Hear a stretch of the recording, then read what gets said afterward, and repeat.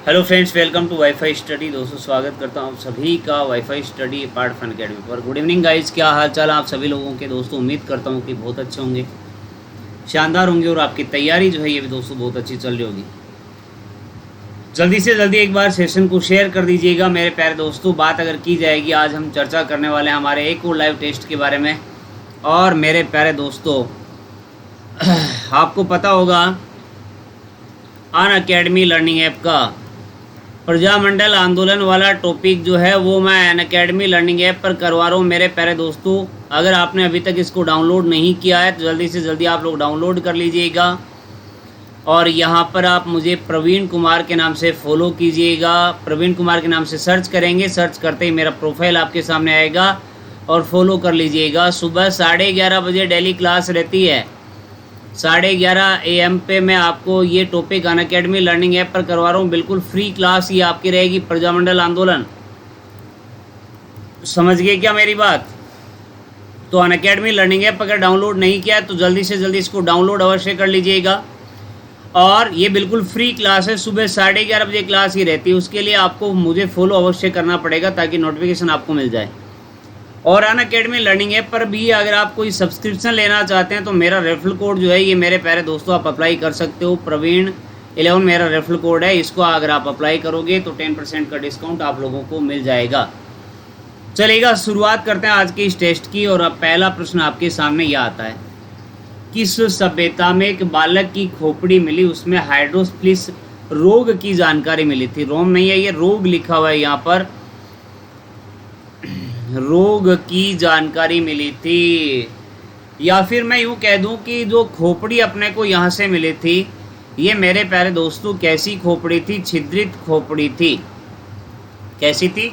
छिद्रित, जिससे अपने को ये पता लगता है कि यहाँ पर हाइड्रोसिफिलिस रोग जो था उसके साक्ष्य अपने को यहाँ से मिले हैं। तो कालीबंगा ऑप्शन आपके सामने है, रंगमहल है, बेराट है या फिर आहड़। जल्दी से बताओ, देखें आंसर इसका क्या होना चाहिए आपके अकॉर्डिंग मेरे प्यारे दोस्तों।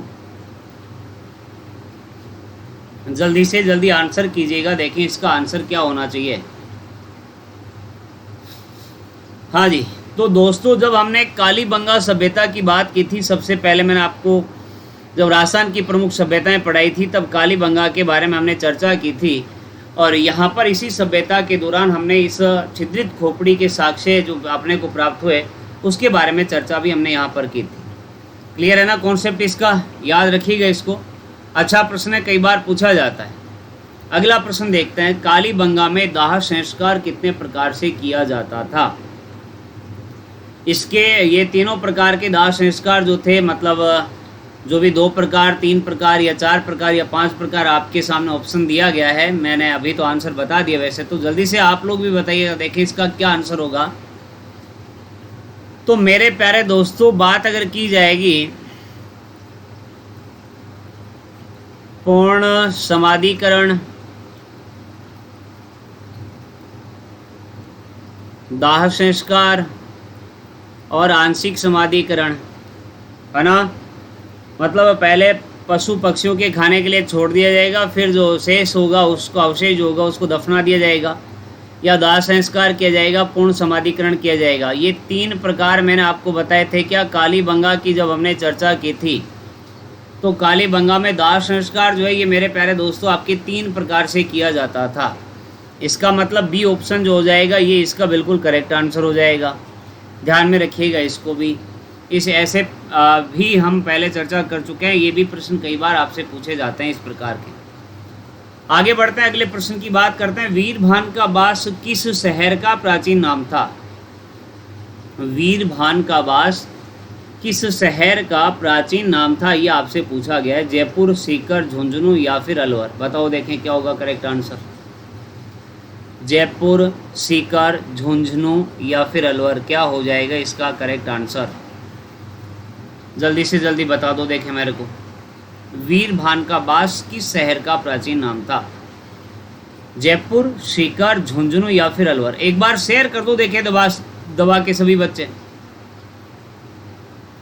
तो मेरे प्यारे मित्रों बात अगर की जाएगी सीकर की, अगर हम चर्चा करते हैं, वीरभान का बास जो है ये मेरे प्यारे दोस्तों आपके सीकर का प्राचीन नाम आता है। अगला प्रश्न देखते हैं। सिक्कों का ढेर किस स्थान से प्राप्त हुआ था? सभ्यता काल में आपके यहाँ पर सिक्कों का ढेर जो है ये हमें किस स्थान से प्राप्त हुआ था, ये प्रश्न आपसे पूछा जा रहा है। नैनवा से हुआ था या फिर रेंट से हुआ था, एलाना या फिर रंगमहल, क्या हो जाएगा करेक्ट आंसर? जल्दी से जल्दी आंसर बताओ देखें। सिक्कों का ढेर किस स्थान से प्राप्त हुआ था? नैनवा, रेंट, एलाना या फिर रंगमहल, क्या होगा करेक्ट आंसर? तो मेरे प्यारे दोस्तों, मेरे प्यारे मित्रों, बात अगर की जाएगी सिक्कों के ढेर की, तो सिक्कों का ढेर तो रेन टोंक से मिला था क्या?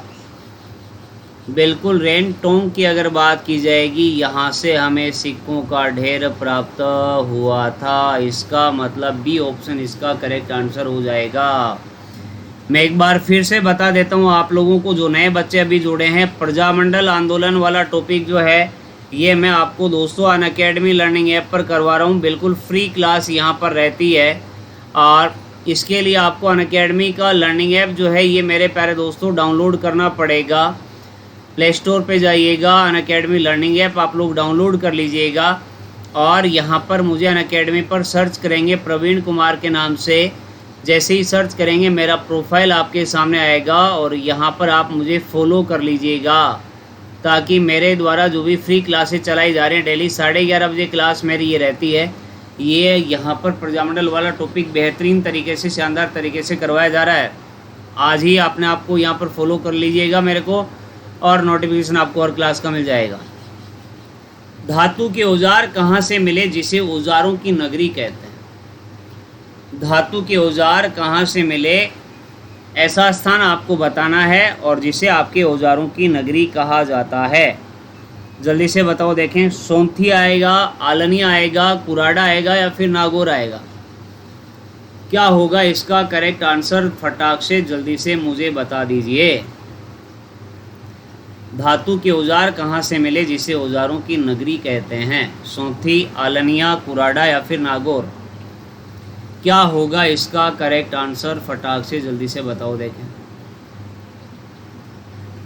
तो मेरे प्यारे मित्रों, मेरे प्यारे दोस्तों, बात अगर हम करते हैं आपके कुराडा की, अगर चर्चा की जाएगी, क्या कुराडा को औजारों की नगरी कहा गया है क्या? बिल्कुल कहा गया है। ध्यान में रखिएगा कुराडा। और जब राजस्थान की प्राचीन सभ्यताएं मैंने आपको पढ़ाई थी तब हमने इसके बारे में चर्चा भी की थी, मैंने आपको अच्छे तरीके से इसको बताया भी था। अगला प्रश्न देखते हैं, अगला प्रश्न क्या कहता है। अगला प्रश्न आपका ये आता है, प्रथम बार पशुपालन की जानकारी कहाँ से मिलती है?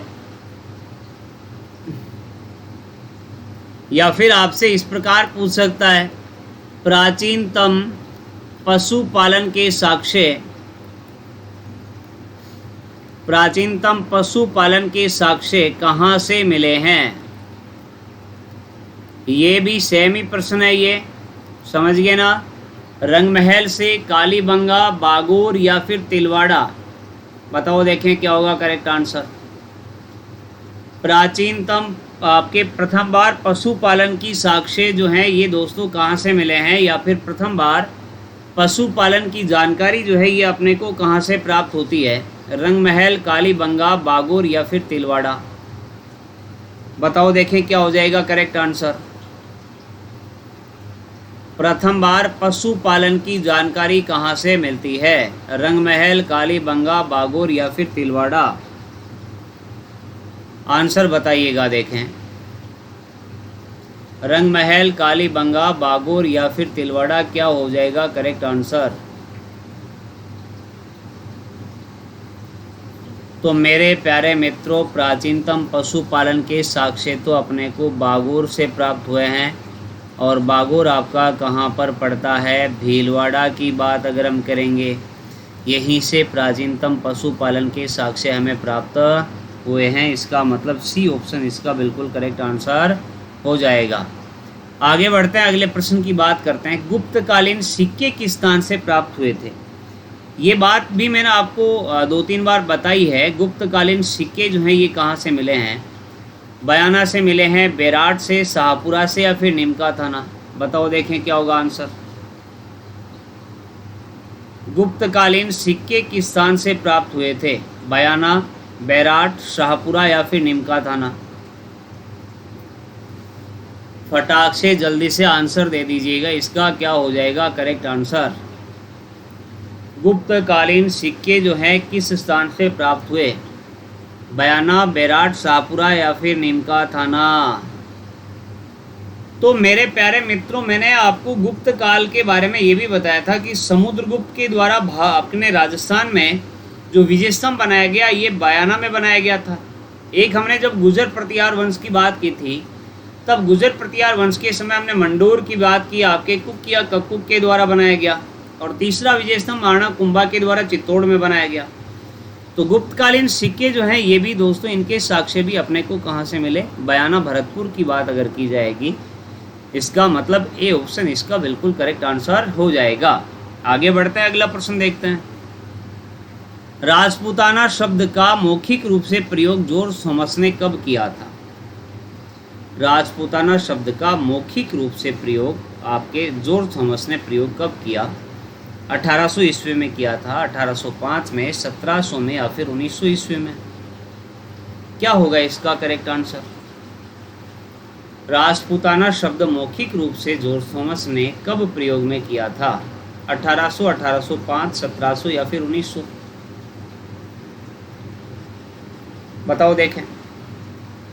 राजपूताना शब्द का मौखिक रूप से प्रयोग जॉर्ज थॉमस ने कब किया?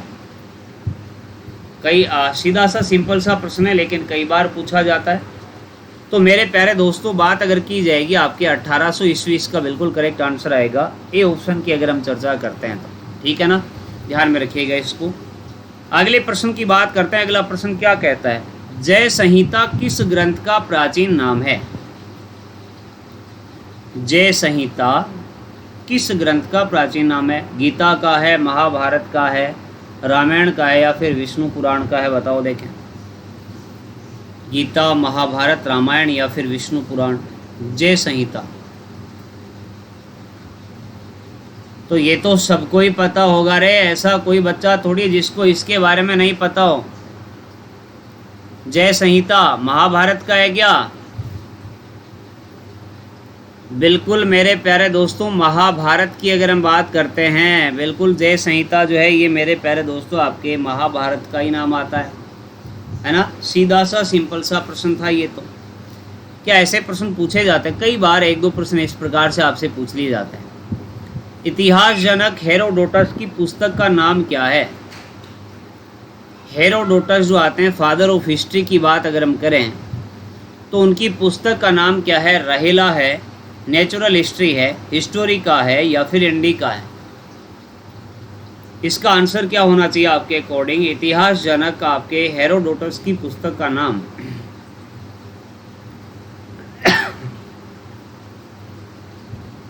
रहेला, नेचुरल हिस्ट्री, हिस्टोरिका या फिर इंडिका? क्या हो जाएगा करेक्ट आंसर इसका आपका? आप जल्दी से आंसर करो, देखें मेरे को इसका।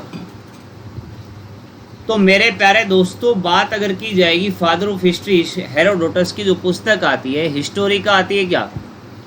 बिल्कुल सी ऑप्शन जो होगा ये इसका करेक्ट आंसर हो जाएगा। हिस्टोरिका, इतिहास जनक हेरोडोटस की पुस्तक का नाम आता है हिस्टोरिका।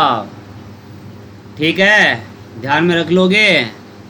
बिल्कुल ठीक है जी। आगे बढ़ते हैं, फिर अगले प्रश्न को देखते हैं।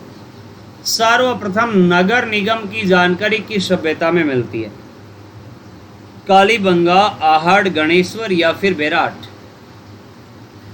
नगर निगम की जानकारी किस सभ्यता से मिलती है? अब दोस्तों बात अगर की जाएगी, हम अगर चर्चा करें आपके हड़प्पा सभ्यता के, हड़प्पा सभ्यता या फिर इसी को आप इंडस वैली सिविलाइजेशन कहते हो, सिंधु घाटी कहते हो, क्या ये हड़प्पा सभ्यता एक शहरी सभ्यता थी क्या? बिल्कुल शहरी सभ्यता थी। और यहाँ पर हड़प्पा में अगर हम चर्चा करेंगे, सड़कों का विकास भी किया हुआ था, एक दूसरे के समकोण पर काट रही थी, नालियों की बात हमने की थी, अर्थात गंदे जल के निकास की व्यवस्था यहाँ पर उचित व्यवस्था की गई थी, ड्रेनेज सिस्टम यहाँ पर था। और इसी हड़प्पा सभ्यता है सिंधु घाटी सभ्यता के समकालीन जो राजस्थान की सभ्यता आती है, कौन सी आती है? कालीबंगा। कालीबंगा को हड़प्पा की तीसरी राजधानी भी कहा गया, ऐसा आपने देखा होगा। तो प्रश्न आपसे ये पूछ रहा है सर्वप्रथम नगर निगम की जानकारी किस सभ्यता से? तो कालीबंगा, आहड़ और गणेश्वर और बेराट में से जो सही आंसर आ जाएगा वो कौन सा आ जाएगा? कालीबंगा ही आ जाएगा। फिर बिल्कुल ए ऑप्शन इसका करेक्ट आंसर हो जाएगा। एक बार आप सेशन को शेयर ज़रूर कर दीजिएगा। और मैं फिर से बता देता हूँ, प्रजामंडल आंदोलन अगर आपको टॉपिक पढ़ना है अनअकैडमी लर्निंग ऐप पर मैं करवा रहा हूँ, बिल्कुल फ्री में करवा रहा हूँ, ठीक है ना। अनअकैडमी लर्निंग ऐप पर जाइएगा और प्रवीण कुमार मुझे आप यहाँ पर सर्च कीजिएगा। जैसे ही मुझे आप सर्च करेंगे मेरा प्रोफाइल आपके सामने रहेगा और यहाँ पर मुझे आप फॉलो अवश्य कर लीजिएगा ताकि मेरे द्वारा जो भी फ्री सेशन आपके यहाँ पर चलाए जा रहे हैं ये आप लोगों को अवश्य मिल जाएं। निम्न में से किसने कर्नल जेम्स टोड की पुस्तक का संपादन किया? विलियम कुक ने किया, विलियम फ्रैंकलिन ने किया, जैन यति ज्ञानचंद्र ने किया या फिर इनमें से कोई नहीं? निम्न में से किसने कर्नल जेम्स टोड की पुस्तक का संपादन किया था, ये आपसे पूछ रहा है। William Cook, William Franklin, Jain Yati Gyanchandra, इनमें से कोई नहीं। क्या हो जाएगा करेक्ट आंसर? देखें इसका, जल्दी से जल्दी आंसर बताओ, देखें मेरे को। कर्नल टोड की पुस्तक का संपादन किसने किया, ये आपसे पूछा है। William Cook, William Franklin, Jain Yati Gyanchandra या फिर इनमें से कोई नहीं। तो मेरे प्यारे दोस्तों, बात अगर की जाएगी विलियम कुक की, अगर हम चर्चा करते हैं, ए ऑप्शन इसका बिल्कुल करेक्ट आंसर हो जाएगा। विलियम कुक के द्वारा कर्नल जेम्स टोड की पुस्तक का संपादन किया गया था। आगे बढ़ते हैं, अगला प्रश्न देखते हैं। आहड़ सभ्यता के उत्खननकर्ता एच.डी. सांकलिया जो पूना विश्वविद्यालय के प्रोफेसर थे, इनकी पुस्तक का नाम क्या था? एच.डी. सांकलिया जो आते हैं, जो आहड़ सभ्यता के उत्खननकर्ता आते हैं, इनकी पुस्तक का नाम क्या है, ये आपसे पूछा गया है।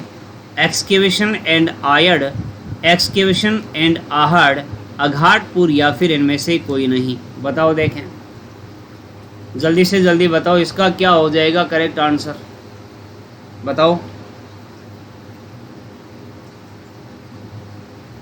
तो मेरे प्यारे दोस्तों, आपको भी लग रहा होगा कि ए या बी में से आएगा, आयड आएगा या फिर आहड़ आएगा। अब आहड़ सभ्यता के नाम से आपको ये लगता होगा कि आहड़ ही आना चाहिए, एक्सकेवेशन एंड आयड, आहड़। लेकिन मेरे प्यारे दोस्तों, इनकी पुस्तक जो आती है एच.डी. सांकलिया की बात अगर हम करेंगे, इनकी पुस्तक आती है एक्सकेवेशन एंड आयड। इसका मतलब ए ऑप्शन जो होगा ये इसका बिल्कुल करेक्ट आंसर हो जाएगा। अवश्य ही ध्यान में रखिएगा, आहड़ सभ्यता के उत्खननकर्ता आपके एच.डी. सांकलिया जो पूना विश्वविद्यालय के प्रोफेसर थे, इनकी पुस्तक का नाम एक्सकेवेशन एंड आयड आएगा। ये इसका बिल्कुल करेक्ट आंसर ए ऑप्शन हो जाएगा। आगे बढ़ते हैं। किस सभ्यता में स्लेटी रंग की चित्रित मृदभांड पेंटेड ग्रेवियर संस्कृति के पुरावशेष प्राप्त होते हैं? आहड़ से होते हैं, बेराट, गणेश्वर या फिर कालीबंगा? बताओ, देखें जल्दी से क्या करेक्ट आंसर आपका होगा। आपके यहाँ पर पेंटेड ग्रेवियर की बात अगर की जाएगी या फिर हम यूँ कह दें कि आपके स्लेटी रंग के चित्रित मृदभांडों की बात अगर की जाएगी, तो ये अवशेष अपने को किस सभ्यता से प्राप्त हुए हैं? आहड़ से, बेराट से, गणेश्वर से या फिर कालीबंगा? जल्दी से जल्दी आंसर बताओ, देखें एक बार। तो मेरे प्यारे दोस्तों, जब मैंने आपको बेराट सभ्यता के बारे में बताया था, तब मैंने आपको इसकी इम्पोर्टेंट विशेषताएं बताई थी और मैंने आपको ये भी बताया था कि ये महाभारत कालीन भी आती है। पांडवों के द्वारा अज्ञातवास यहाँ पर काटा गया था, ऐसी बात हमने की थी। और अशोक का भाब्रू शिलालेख जो आता है, ये भी अपने को यहीं से प्राप्त होता है, जिससे अपने को अशोक के बुद्ध धम्म संघ में आस्था प्रकट करने की जानकारी प्राप्त होती है। तो मेरे प्यारे दोस्तों, स्लेटी रंग के चित्रित मृदभांड जो हैं ये अपने को प्राप्त हुए कहाँ से? बेराट से प्राप्त हुए। इसका मतलब बी ऑप्शन जो होगा ये इसका बिल्कुल करेक्ट आंसर हो जाएगा। अगला प्रश्न देखते हैं। बेराट सभ्यता में आमेर के किस शासक के काल में स्वर्ण मंजूषा प्राप्त हुआ? स्वर्ण मंजूषा या स्वर्ण कलश की बात यहाँ पर पूछी जा रही है कि किस शासक के काल में प्राप्त हुआ था? माधो सिंह तृतीय, मान सिंह द्वितीय, राम सिंह द्वितीय या फिर माधो सिंह द्वितीय? बताओ, देखें क्या होगा करेक्ट आंसर। बेराट सभ्यता में आमेर के किस शासक के काल में स्वर्ण मंजूषा प्राप्त हुई थी? और स्वर्ण मंजूषा को लेकर के ऐसा माना जाता है कि इसमें महात्मा गौतम बुद्ध के अवशेषों को रखा गया था। इस स्वर्ण मंजूषा को लेकर के ऐसा कहा जाता है। तो ये जो मंजूषा प्राप्त हुई थी ये किस शासक के समय प्राप्त हुई थी, आपसे प्रश्न ये पूछा जा रहा है। माधो सिंह तृतीय, मान सिंह द्वितीय, राम सिंह द्वितीय या फिर माधो सिंह द्वितीय? बताओ देखें क्या होगा करेक्ट आंसर।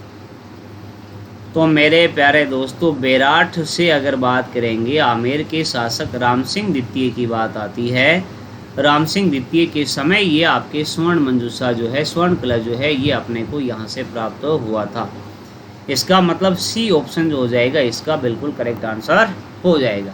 और मैं आपको एक बार फिर से अंतिम बार बता देता हूँ, अगर प्रजामंडल आंदोलन अगर आपको पढ़ना है या फिर और इम्पोर्टेंट टॉपिक राजस्थान हिस्ट्री के आपको पढ़ने हैं तो राजस्थान हिस्ट्री वाला पार्ट मेरे द्वारा अनअकैडमी लर्निंग ऐप पर बिल्कुल फ्री करवाया जा रहा है।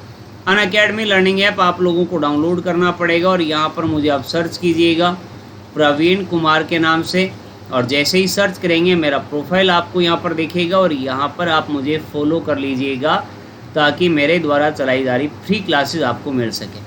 साथ में अनअकैडमी लर्निंग ऐप पर अगर आप कोई सब्सक्रिप्शन लेना चाहते हैं तो मेरा रेफरल कोड जो है ये दोस्तों प्रवीण11 मेरा रेफरल कोड है, इसको आप अप्लाई कर सकते हो। 10% का डिस्काउंट आप लोगों को मिल जाएगा। और ये मैंने टेलीग्राम ग्रुप आपको बता ही दिया है, अगर यहाँ पर अभी भी नहीं जुड़े हुए हो जल्दी से जल्दी आप लोग यहाँ पर जुड़ जाइएगा।